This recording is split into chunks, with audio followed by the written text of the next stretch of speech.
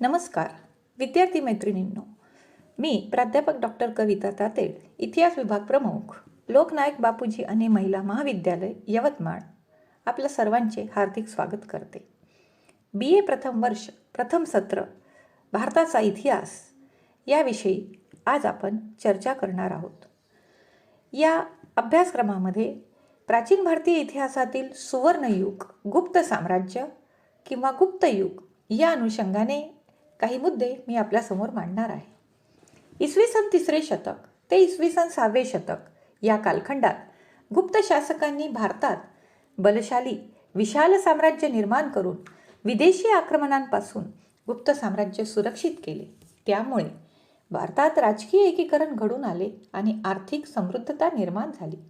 गुप्त शासकांच्या उदारमतवादी शासकीय धोरणाबरोबर कला, साहित्य, सांस्कृतिक प्रगतीला चालना देण्याच्या शासकांच्या प्रवृत्तीमुळे देशात सर्व क्षेत्रात चौफेर प्रगती झाली आणि या प्रगतीच्या अनुषंगाने गुप्त साम्राज्याच्या कालखंडाला सुवर्णयुग असे नाव मिळाले. विद्यार्थी मैत्रिणींनो, सुवर्णयुग म्हणजे असे युग की ज्यामध्ये सोन्याप्रमाणे तेजस्वी अशा प्रकारचे परिवर्तन होते आणि हे परिवर्तन सर्वव्यापी असते. राजकीय एकीकरण, सामाजिक सहिष्णुता, आर्थिक समृद्धता, कला व सांस्कृतिक प्रगती या सर्व क्षेत्रात गुप्त शासकांनी प्रगतीचा परमोच्च शिखर गाठलेला आपल्याला दिसून येतो. आणि हे सुवर्णयुग कसे निर्माण झाले हे बघण्यासाठी गुप्तकालीन प्रशासनाची, गुप्तकालीन राजकीय जीवनाची थोडक्यात माहिती घेणे क्रमप्राप्त ठरते. चंद्रगुप्त प्रथम याला गुप्त साम्राज्याचा वास्तविक संस्थापक मानतात. गुप्त राजा घटोत्कच याचा चंद्रगुप्त प्रथम हा मुलगा होता. त्याने साम्राज्य विस्तार करताना नवीन गुप्त संवंत सुरू केले आणि साम्राज्याच्या विस्तारासाठी अनेक राज्यांशी वैवाहिक व मैत्रीपूर्ण संबंध निर्माण करून राज्याला सुरक्षितता मिळवून दिली. त्याचा उत्तराधिकारी समुद्रगुप्त याचा उल्लेख भारतीय इतिहासात भारताचा प्रभावशाली सम्राट, विजेत्याच्या रूपात नेपोलियनसारखा महान, धार्मिक सहिष्णुतेत अशोक सम्राटासारखा समकक्ष महान साम्राज्य निर्माता, पराक्रमी, यशस्वी, प्रतिभाशाली अशा प्रकारचा उल्लेख मिळतो. बालपणापासून समुद्रगुप्ताला युद्ध व शास्त्राचे शिक्षण देण्यात आले होते. समुद्रगुप्ताचा पराक्रम, युद्धकला व राज्यकारभाराविषयीचे ज्ञान बघता चंद्रगुप्ताने त्याला आपला वारसदार घोषित केले आणि समुद्रगुप्ताने आपल्या कार्यकर्तृत्वाने आपण योग्य शासक असल्याचे सिद्ध केले. विशेषतः समुद्रगुप्ताचे साम्राज्य विस्ताराचे धोरण गुप्त कालखंडाला सुवर्णयुगाकडे नेणारे ठरले. अलाहाबाद येथील प्रशस्तीमधील स्तंभालेखामध्ये त्याच्या युद्ध मोहिमा आणि साम्राज्य विस्ताराचे वर्णन 7व्या श्लोकामध्ये मिळते. ज्यावेळेस समुद्रगुप्त राजा बनला तेव्हा गुप्ताचे राज्य मध्य भारतापर्यंत सीमित होते. विशेषतः मध्य व पश्चिम भारतात शकांची आणि दक्षिण भारतामध्ये वाकाटकांची सत्ता मजबूत होती. असे जरी असले तरी समुद्रगुप्ताने आपल्या साम्राज्यविषयक धोरणाची एक निश्चित आखणी केली आणि आपल्या तलवारीच्या जोरावर संपूर्ण भारतभर गुप्त साम्राज्याच्या सीमा विस्तारल्या. समुद्रगुप्ताने आपल्या पराक्रमाने गुप्त राज्याला साम्राज्याचे स्वरूप दिले. सर्वप्रथम समुद्रगुप्ताने आर्यवर्त आणि उत्तर भारतातील लहान लहान राज्यांचा पराभव केला. पहिल्या उत्तर मोहिमेत त्याने पद्मावती, अहिच्छत्र आणि मथुरा ही 3 राज्ये जिंकली. त्यानंतर त्याने दक्षिण मोहिमेवर आपले लक्ष केंद्रित केले. या दक्षिण मोहिमेत समुद्रगुप्ताने 12 राज्यांचा पराभव केल्याचा उल्लेख सापडतो. त्यामध्ये कोसल, महाकांतार, कोरल, पिष्टपूर, कोट्टर, एरणपल, काची, अवमुक्त, पाल्लक, वेंगी, देवराष्ट्र, कुष्टलपूर यांचा समावेश होतो. अलाहाबाद प्रशस्तीनुसार या 12 राज्यांना समुद्रगुप्ताने पराजित जरी केले तरी त्यांच्यासाठी मात्र त्याने 3 प्रकारचे धोरण राबवले. पहिलं, ग्रहण म्हणजे शत्रूंवर अधिकार मिळवणे. दुसरे, मोक्ष अधिकार मिळवून शत्रूला मुक्त करणे. तिसरे, अनुग्रह, जिंकलेल्या राज्याला परत करून शत्रूवर दया करणे व त्यांना मांडलिक बनविणे. आता हे 3 धोरण स्वीकारण्याचं कारण काय? कारण दक्षिणेतील ही 12 राज्ये पराभूत झाल्यानंतर इतर राज्यांनी सुद्धा स्वतःहून समुद्रगुप्ताचे वर्चस्व मान्य केले. पण त्यांना पूर्णपणे आपल्या साम्राज्यात विलीन न करता त्यांच्याकडून दान, नजराना आणि खंडणी घेऊन त्यांना अंतर्गत स्वतंत्रता दिली. त्यामुळे त्यांना अंतर्गत स्वतंत्रता मिळाल्याने कुठलीही जबाबदारी न घेता समुद्रगुप्ताचे दक्षिणेवर वर्चस्व प्रस्थापित झाले. म्हणजे विद्यार्थी मैत्रिणींनो, बघा, उत्तर भारताचा संपूर्ण प्रांत त्याने जिंकला आणि साम्राज्यात विलीन केला. का? तर उत्तरेत जर अंतर्गत स्वतंत्रता दिली असती तर गुप्तांच्या साम्राज्याला धोका निर्माण झाला असता. पण उत्तरेत अशा प्रकारची स्वतंत्रता न देता दक्षिणेत मात्र त्याने ही स्वतंत्रता दिली. कारण उत्तर भारतात राहून दक्षिणेवर नियंत्रण ठेवणे कठीण आहे किंवा त्या दृष्टीने मोठी शासन यंत्रणा उभारावी लागेल हा विचार त्याचा असल्यामुळे त्याने आपल्या दक्षिणेतल्या धोरणात बदल केला. याशिवाय उत्तर भारतात त्याने पुन्हा दुसरी मोहीम काढली आणि या मोहिमेत त्याने 9 राज्यांचा पराभव केला. त्यामध्ये रुद्रदेव, मातील, नागदत्त, गणपतीनाग, नागसेन, अच्युतनाग, नंदीन, नंदवर्मन आणि बलवर्मन अशा 9 राजांचा उल्लेख आपल्याला सापडतो.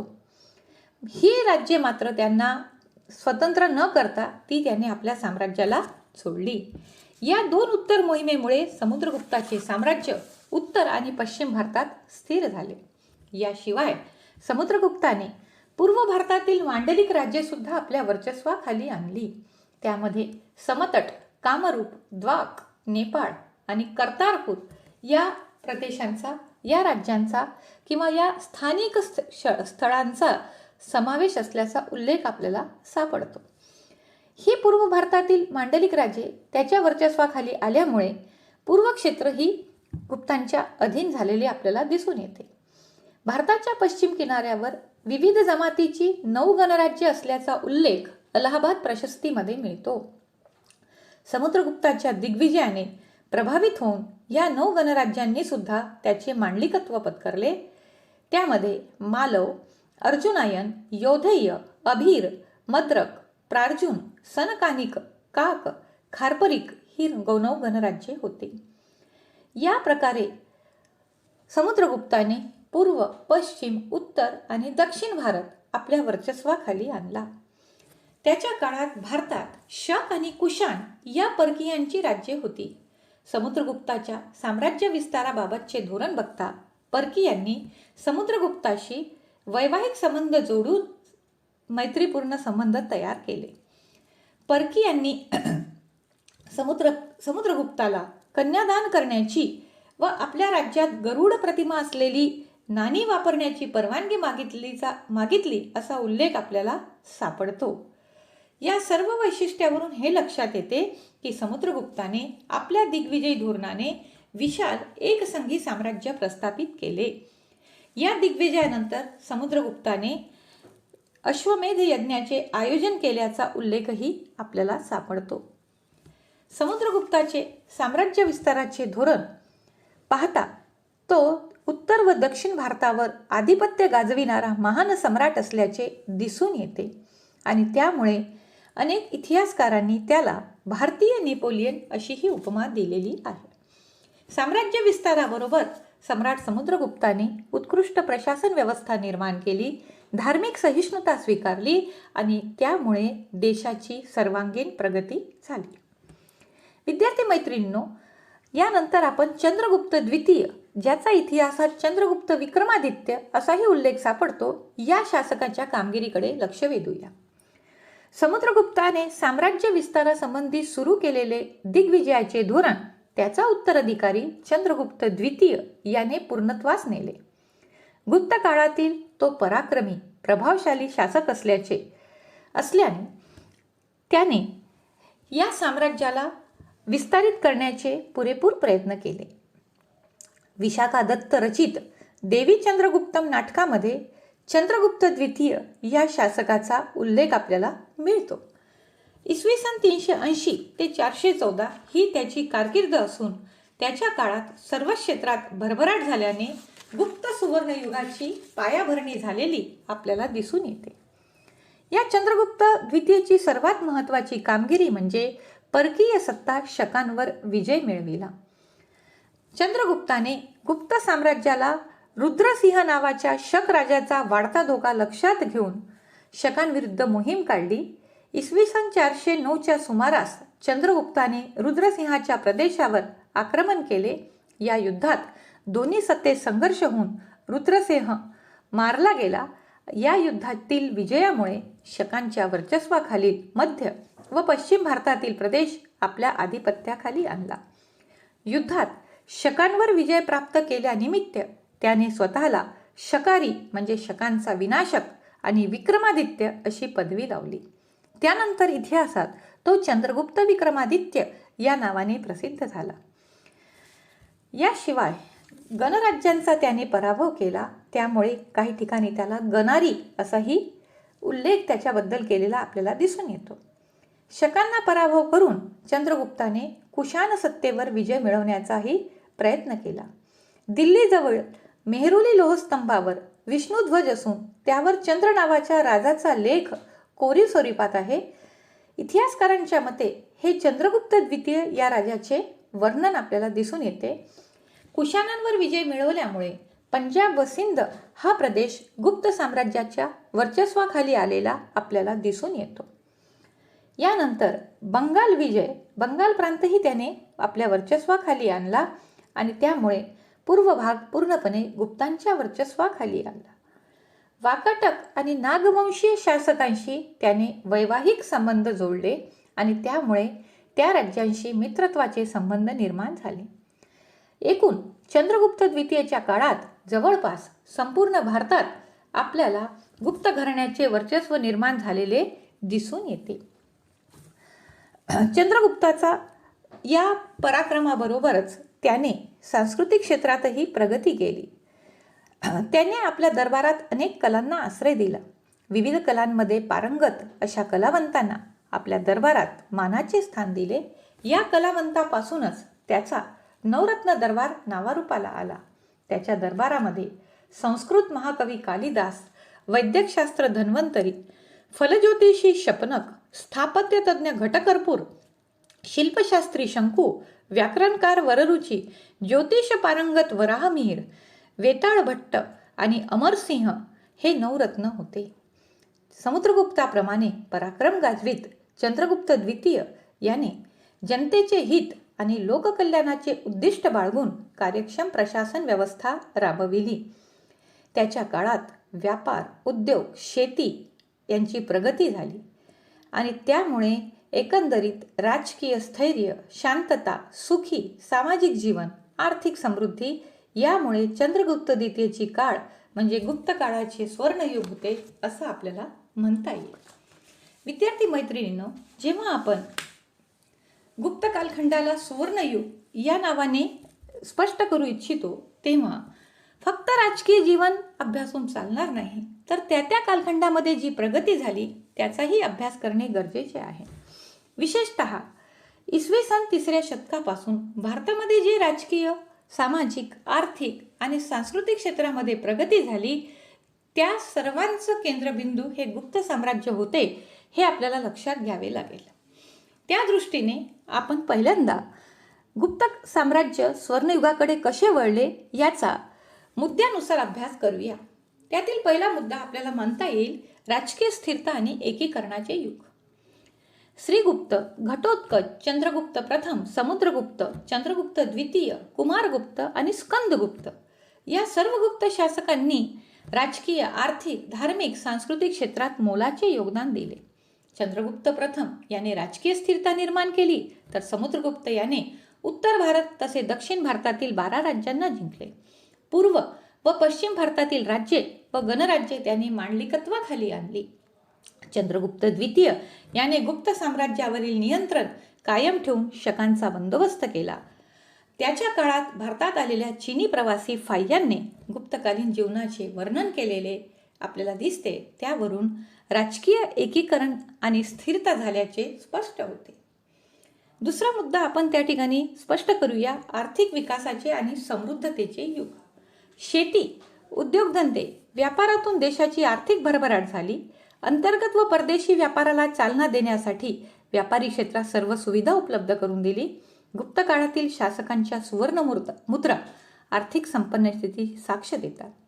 चंद्रगुप्त विक्रमादित्याने जी सुवर्ण मुद्रा काढलेली होती त्याच्या एका बाजूला वीणावादक सरस्वती आणि दुसऱ्या बाजूला सिंहाचं चित्र आहे.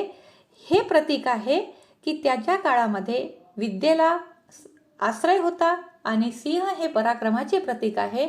याचा अर्थ चंद्रगुप्त विक्रमादित्य व गुप्त शासकांच्या काळात भरभराट झालेली आपल्याला लक्षात येते. गुप्त काळात अनेक प्रसिद्ध शहरे वैशाली, तक्षशिला, श्रावस्ती, पाटलीपुत्र, प्रतिष्ठान, मथुरा ही व्यापारिक केंद्रे बनली. गुप्त काळात स्थल व जलमार्गाने परदेशी व्यापाराचा विकास झाला. कृषी क्षेत्रातही शासकांनी सुविधा दिल्याने प्रगती झालेली आपल्याला दिसून येते. विज्ञान व तंत्रज्ञानाच्या प्रगतीचे युग, या दृष्टीने सुद्धा गुप्त काळाचा प्रामुख्याने उल्लेख करावा लागेल. विशेषतः गुप्त काळात ज्योतिषशास्त्र, खगोलशास्त्र, गणित, आयुर्वेद, धातुशास्त्र या क्षेत्रात विद्वानांनी मनन, चिंतन, संशोधन करून मोलाची भर घातली. आर्यभट्ट नावाच्या खगोलशास्त्रज्ञाने सूर्यग्रहण आणि चंद्रग्रहणाची कारणमीमांसा केली. पृथ्वी प्रदक्षिणेचा सिद्धांत मांडला. वराहमिहिर याने नक्षत्रविद्या, वनस्पतीशास्त्र, प्राकृतिक इतिहास व भूगोलाचे वर्णन केले. आर्यभट्ट याने गणित, दशांश पद्धती, शून्याचे महत्त्व आणि भूमितीचे महत्त्व विश्लेषित केले.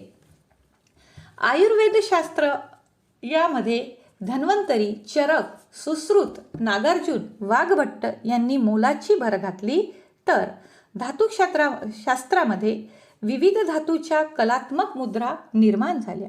आजही दिल्लीजवळ मेहरुली येथे एक लोहस्तंभ आहे. तो लोहस्तंभ कोणत्याही प्रकारच्या रासायनिक प्रक्रियेतून बनवलेला नसूनही तो न गंजलेल्या अवस्थेत आपल्याला दिसून येतो. यावरून हे सिद्ध होते की गुप्त काळामध्ये विज्ञान व तंत्रज्ञानाची भरभराट झाली असावी. गुप्त कालखंडाचं आणखी एक सुवर्णयुगाचं वैशिष्ट्य स्थापत्य कलेच्या विकासाचे युग. प्राचीन भारतीय संस्कृतीचा जेव्हा आपण अभ्यास करतो तेव्हा त्यामध्ये मंदिर, गुफा, विहार, चैत्यगृह, राजवाडे, स्तंभालेख, शिलालेख यांची बहुलता दिसून येते. गुप्त कालखंड ही त्याला अपवाद नसावा. विशेषतः गुप्त काळात निर्माण झालेले एरनचे विष्णू मंदिर, भुमराचे शिव मंदिर, देवगडचे दशावतार मंदिर, तिगवाचे विष्णू मंदिर, अहिच्छत्रचे शिव मंदिर, नागरी शैलीचे प्रतीक गुफा वास्तू, उदयगिरी, बदामी, वेरूळ, अजंठा, ऐहोळचे बौद्ध व जैन आणि हिंदू अशा प्रकारचे कला असलेले एक स्थापत्य या काळात निर्माण झाले. विशेषतः या लेण्यांमध्ये असलेले चैत्य, विहार आणि स्तूप त्या काळातील कलेची साक्ष देतात. गुप्त काळात भारतात प्रमुख लेण्यांचे खोदकाम झाले. गुप्तकालीन स्थापत्य कलेचा हेतू धर्मप्रसार, धर्मशिक्षण, उपासना व कलेची अभिव्यक्ती असल्याचे सिद्ध होते. शिल्पकलेच्या उन्नतीचे युग, भारतात शिल्पकलेला संजीवनी देणारे गुप्त युग असून तत्कालीन मंदिरे, लेण्या, चैत्यगृह आणि मंदिरांमधून ही शिल्पकला सजीव झाल्याचे दिसते. मूर्तिशिल्पाबरोबर बौद्ध आणि हिंदू धर्मातील प्रसंग शिल्पांच्या माध्यमातून रेखाटण्यात आले. मूर्तिकलेमध्ये मानवी प्रतिमेवर विशेष भर असून भव्यता, आध्यात्मिकता आणि कलात्मकता उल्लेखनीय ठरलेली दिसते. देवगड, भिलसा, नागोद, बनारस, सुलतानगंज, सारनाथ, उदयगिरी येथील मूर्तिकला विलोभनीय आहेत. मथुरा, वैशाली, बनारस येथील तृणमय मूर्ती म्हणजे मातीच्या मूर्ती शिल्पकलेची साक्ष देतात. मंदिरांच्या भिंतीवर, प्रतिमेच्या पाठीवर आणि स्तंभांवर ही शिल्पे अलंकृत केलेली दिसतात. अजिंठा लेणी क्रमांक 16, 17, 19 आणि वाघ गुफेतील भित्तिचित्रे बौद्ध कला आणि लौकिक जीवनाचे दर्शन घडवतात. शिल्पकलेचे सर्वोच्च प्रगतीचे दर्शन गुप्त काळात दिसून आलेले सिद्ध होते. सांस्कृतिक प्रगतीचे युग. गुप्त काळात संस्कृत भाषेला राजाश्रय मिळाल्याने कालिदास, वीरसेन, पाणिनी, पतंजली, भास यांनी संस्कृत साहित्याचे निर्माण केले. कालिदासांनी अभिज्ञान शाकुंतलम, मेघदूत, ऋतुसंहार, मालविका अग्निमित्र या साहित्य माध्यमातून सामाजिक जीवन रेखाटले. विशाखा दत्त, शूद्र, अमरसिंह आदी विद्वानांनी न्याय, वैशेषिक, सांख्य, योग, मीमांसा आणि वेदांत ही भारतीय तत्वज्ञानाची 6 दर्शने पूर्ण करण्यास हातभार लावला. आसंग, वसुबंधू या बौद्ध तत्ववेत्यांनी आणि विष्णू शर्मा, गुणाढ्य, हरिसेन यांनी भारतीय साहित्याची दालने समृद्ध केली. गुप्त काळात कलेतील परिपक्वता आणि अभिव्यक्तीत नैसर्गिकता यांची प्रशंसा सर जॉन मार्शल यांनी केली असून अभिज्ञान शाकुंतलमचे जगातील सर्व भाषांमध्ये भाषांतरे झालेली दिसून येतात. याचा अर्थ असा होतो की गुप्त कालखंडामध्ये सांस्कृतिक प्रगती फार मोठ्या प्रमाणावर झालेली होती. सहिष्णुतेचे व संपन्नतेचे युग. गुप्त शासकांनी आपल्या धर्मसहिष्णू धोरणाने धार्मिक उदारता आणि सामंजस्य निर्माण केले. साम्राज्यातील राजकीय स्थैर्य, आर्थिक संपन्नता, धार्मिक सलोखा व कल्याणकारी शासकांमुळे गुप्तकालीन समाज सुखी, समाधानी, संपन्न, निर्भय व सुसंस्कृत बनला. परस्पर आदरभावामुळे सामाजिक जीवन निरोगी बनले. शक, कुशाण, पहलव यासारखे परकीय शासक भारतीय जीवन प्रवाहात एकरूप झाले. भारताचा निर्यात व्यापार वाढल्याने समृद्धता वाढली. गुप्तकालीन प्रजेने राजाचे अनुकरण करून भारतात सुवर्ण युग निर्माण केलेले आपल्याला दिसून येते. गुप्तकालीन प्रशासनाची वैशिष्ट्ये आपण जेव्हा बघतो तेव्हा असं लक्षात येते की सुवर्ण युग निर्माण होण्यामध्ये प्रशासनाकडे त्यांनी दिलेले लक्ष आणि त्यामध्ये केलेले सुधार हे सुद्धा महत्त्वाचे ठरते. विशाल साम्राज्याची निर्मिती करीत असताना गुप्तांनी उत्कृष्ट प्रशासन निर्माण केले. त्यांच्या प्रशासन व्यवस्थेवर मौर्य, सातवाहन, शुंग, कुशाण शासन व्यवस्थेचा प्रभाव जाणवतो. जिंकलेली राज्ये, गणराज्ये, सामंतीय राज्ये, अधीनस्थ राज्ये आणि सीमावर्ती राज्ये यांचा गुप्त साम्राज्यात समावेश असून त्यांनी सत्तेच्या विकेंद्रीकरणाला चालना दिली. इथे विकेंद्रीकरण या शब्दाला विशेष महत्त्व आहे. गुप्त शासक हे उत्तर भारतात होते आणि त्यांचे संपूर्ण राज्य हे भारतामध्ये पसरलेले होते. जर त्यांनी संपूर्ण सत्ता गुप्त शासकाकडे केंद्रित केली असती तर यदाकदाचित त्यांना एका ठिकाणाहून नियंत्रण करणे कठीण गेले असते. आणि म्हणून आपण बघतो की समुद्रगुप्ताने दक्षिण भारतातल्या राज्यांना जिंकले आणि त्यांना अंतर्गत स्वतंत्रता दिली, पण उत्तर भारतातील राज्यांना आणि सीमावर्ती राज्यांना त्याने स्वतंत्र केले नाही. म्हणजे याचा अर्थ असा होतो की सत्तेचे विकेंद्रीकरण करताना आपल्या साम्राज्याला कुठेही धक्का पोहोचणार नाही याचा पुरेपूर अंदाज घेऊन त्यांनी हे साम्राज्य विस्तार आणि प्रशासन निर्माण केले. राजा कितीही पराक्रमी असला त्याच्या पराक्रमाबरोबर त्याला उत्कृष्ट प्रशासनाची जोड असावी लागते. कारण प्रशासन स्थिर असेल तर जनतेचं समर्थन लाभते आणि जनतेचे सहकार्य लाभले तर राज्याची भरभराट होते. आणि नेमके गुप्त कालखंडामध्ये ही बाब आपल्याला प्रामुख्याने स्पष्ट होते की त्यांचं प्रशासन हे नियोजनबद्ध होतं. विशेषतः त्यांच्या कालखंडामध्ये केंद्रीय प्रशासनामध्ये राजा आणि मंत्री परिषद यांना अत्यंत महत्त्वाचे स्थान होते. राजा म्हणजे सम्राट हा राज्याचा आधारस्तंभ मानला जात असे. तो साम्राज्याचा सर्वोच्च प्रमुख होता. प्रशासनाचा, न्यायव्यवस्थेचा, कार्यकारी मंडळाचा म्हणजे कायदे बनवण्याचा आणि कायद्याची पालन करून घेण्याचा तो प्रमुख घटक होता आणि त्याची इच्छा ही अंतिम, त्याचे निर्णय हे अंतिम मानले जात असे. मात्र त्याला प्रशासनात मदत करण्यासाठी विविध विभागाचे अधिकारी मंत्री परिषद म्हणून कार्य करीत असे. राजा स्वतः आपल्या मंत्र्यांची नेमणूक करीत असे आणि ही नेमणूक करत असताना त्या मंत्र्यांच्या अधिकारामध्ये किंवा त्यांच्या कर्तव्यामध्ये कुठेही कसूर झाली तर त्यांना काढण्याचा किंवा त्यांना पदोन्नती देण्याचा अधिकार हा सर्वस्वी सम्राटावर अवलंबून होता. म्हणजे राजा आणि मंत्री परिषद यांचा जर अधिकाराचा आपण विचार केला तर राजा हा सर्वेसर्वा होता आणि सहसा राजा योग्य व्यक्तीची मंत्री म्हणून नेमणूक करीत असल्यामुळे त्याला प्रशासनामध्ये सर्व प्रकारचे सहकार्य मिळत असावे. प्रशासनाचा दुसरा घटक अधिकरण विभाग असा होता. प्रशासनाला मदत करण्यासाठी विविध विभाग बनवण्यात आले होते.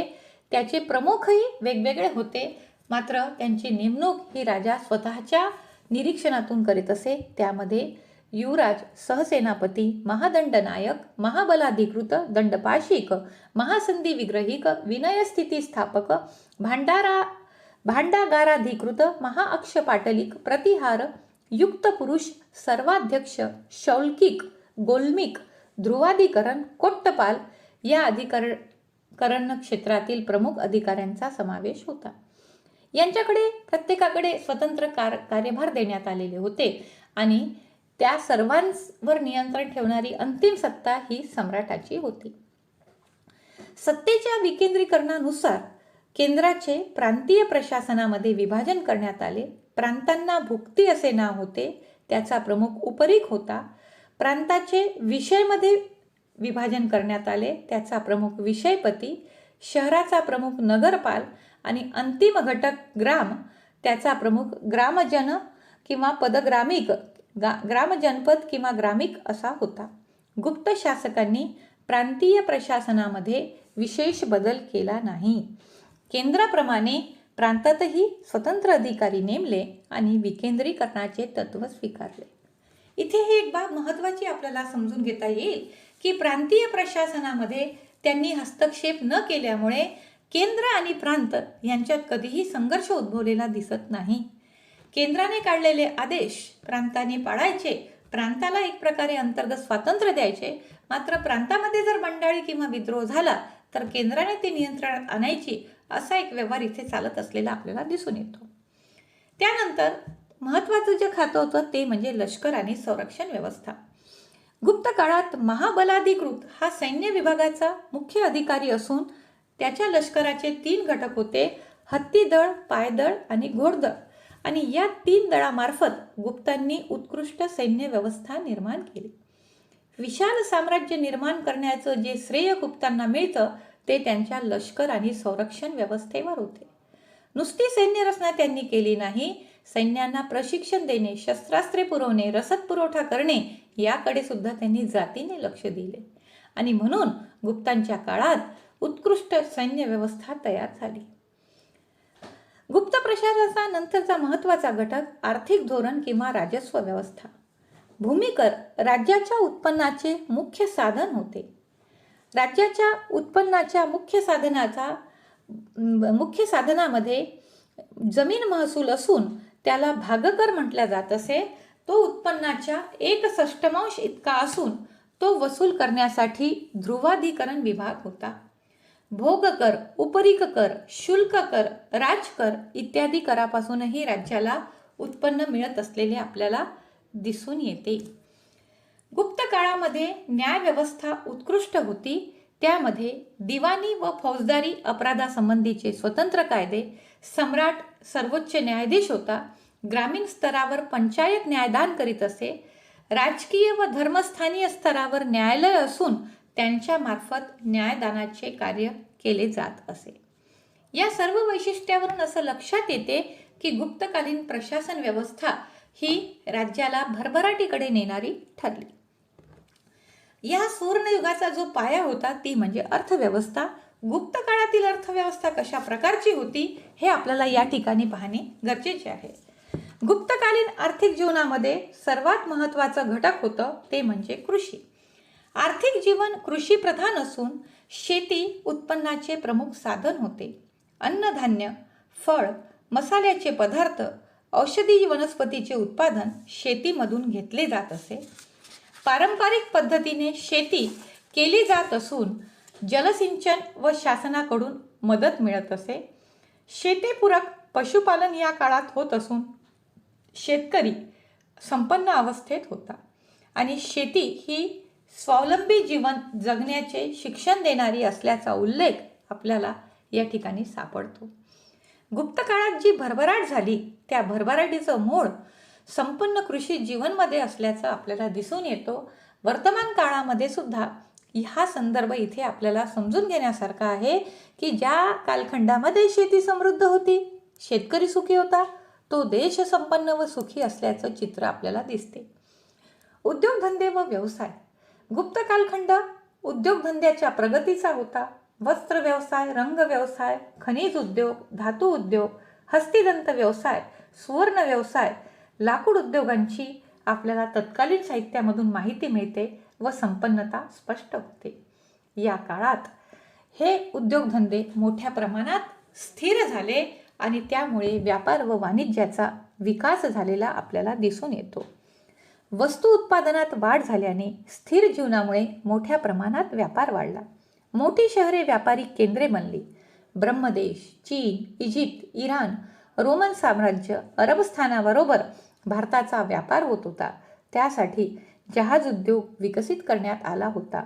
गुप्त काळात निर्यात व्यापाराचे प्रमाण अधिक होते. इथे हा मुद्दा महत्त्वाचा आहे की प्रत्येक देशाच्या अर्थव्यवस्थेमध्ये आयात व्यापार आणि निर्यात व्यापार याचं जेव्हा संतुलन आपण बघतो तेव्हा ज्या देशाचा निर्यात व्यापार अधिक असेल तो देश परकीय मुद्रा, परकीय चलन प्राप्त करू शकतो आणि त्या देशाच्या आर्थिक संपन्नतेत भर पडत असते. विशेषतः रोमन साम्राज्याच्या अनेक मुद्रा आपल्या देशात सापडलेल्या आहेत आणि त्या गुप्त काळाच्या संदर्भातील आहे. यावरून असं लक्षात येते की गुप्त कालखंडामध्ये भारताचा परकीय व्यापार अत्यंत प्रगतावस्थेत असावा आणि त्याचाच फायदा आपल्याला आर्थिक समृद्धतेसाठी झालेला दिसून येतो. या व्यापाराबरोबर वाणिज्यही विकसित झाले, व्यवसाय विकसित झाले आणि त्याच्यामुळे समाज जीवन सुखी संपन्न बनले. या सर्वांमध्ये एक वैशिष्ट्यपूर्ण बाब आपल्याला इथे स्पष्ट करावी लागेल की व्यापार, वाणिज्य, व्यवसाय यांच्या नियमनासाठी, यांच्या विकासासाठी गुप्त कालखंडामध्ये स्वतंत्र आर्थिक संघटना निर्माण झाल्या. त्यामध्ये त्याला व्यावसायिक श्रेणी किंवा निगम असे नाव मिळाले. याचा अर्थ काय? समान व्यवसाय करणारे व्यापारी सामूहिक समूहाच्या उद्योगातून आपले संघटन बनवित असत व त्यांना निगम म्हणत असत आणि अशा व्यावसायिक संघटनांना श्रेणी म्हणत असत. निगम आणि श्रेणी या गुप्तकालीन साहित्यामध्ये या दोन्ही संघटनांचा उल्लेख असून यांचे कार्य काय होते तर व्यापार उद्योगात वाढ करणे, नफा व किंमत ठरवणे, वाद मिटवणे, दानधर्म व जनकल्याणकारी उपक्रम राबवणे हे त्यांचे कार्य होते. गुप्तकालीन आर्थिक भराभराटीसाठी श्रेणींचे योगदान उल्लेखनीय ठरल्याचे आपल्याला दिसून येते. श्रेणी, निगम या ज्या संस्था आहेत या प्राचीन भारतीय आर्थिक जीवनाच्या महत्त्वपूर्ण रक्तवाहिन्या असल्याचा उल्लेखही आपण करू शकतो. प्रत्येक देशाची अर्थव्यवस्था ही काही वैशिष्ट्यपूर्ण घटकांवर अवलंबून असते. प्राचीन भारतीय इतिहासामध्ये आपल्याला शेती आणि पशुपालन हे प्रमुख उद्योग किंवा व्यवसाय असल्याचे दिसून येते. गुप्त काळही त्याला अपवाद नाही, पण गुप्त कालखंडामध्ये व्यापार आणि व्यवसायासाठी असलेले श्रेणी आणि निगम यांनी केलेले कार्य हे गुप्त कालखंडाला सुवर्णयुगाकडे नेणारे ठरले आणि म्हणून गुप्त कालखंडातील जी प्रगती आहे या प्रगतीचा चौफेर उल्लेख आपण सुवर्णयुग या नावाने करीत असतो.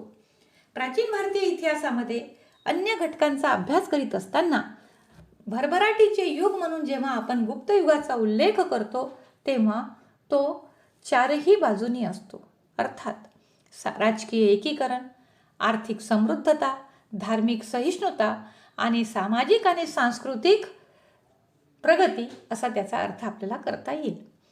त्या कालखंडामध्ये सामाजिक जीवनामध्ये काही विशेष बदल झाले नसतील, जी काही परंपरा सुरू असेल ती परंपरा कायम ठेवल्या गेली असेल तरी अन्य घटकांचा जो विकास झाला त्यामुळे गुप्त कालखंड हा इतिहासामधला प्रगतीचा कालखंड मानला गेला. या दृष्टीने आपण या व्हिडिओच्या माध्यमातून गुप्त कालखंडाला सुवर्णयुग का म्हटल्या जाते याचा अभ्यास आपण या ठिकाणी करण्याचा प्रयत्न केलेला आहे. सामान्यतः या टॉपिकवर एक 16 मार्काचा प्रश्न आपल्याला विचारला जाऊ शकतो. गुप्त कालखंडाला प्राचीन भारतीय इतिहासाचे स्वर्णयुग का म्हणतात?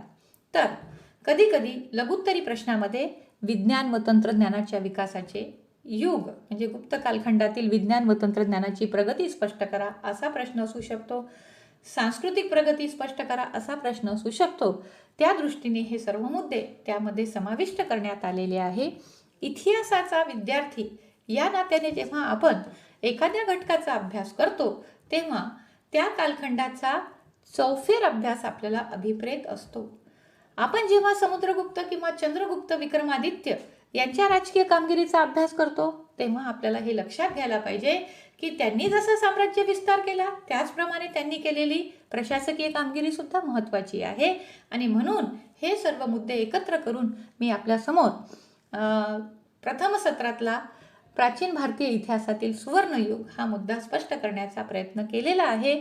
या मुद्द्याच्या अनुषंगाने आपण एक 16 मार्कासाठी दीर्घोत्तरी प्रश्नांची तयारी चांगल्या पद्धतीने करू शकाल असा विश्वास मी व्यक्त करते आणि आपली रजा घेते. धन्यवाद.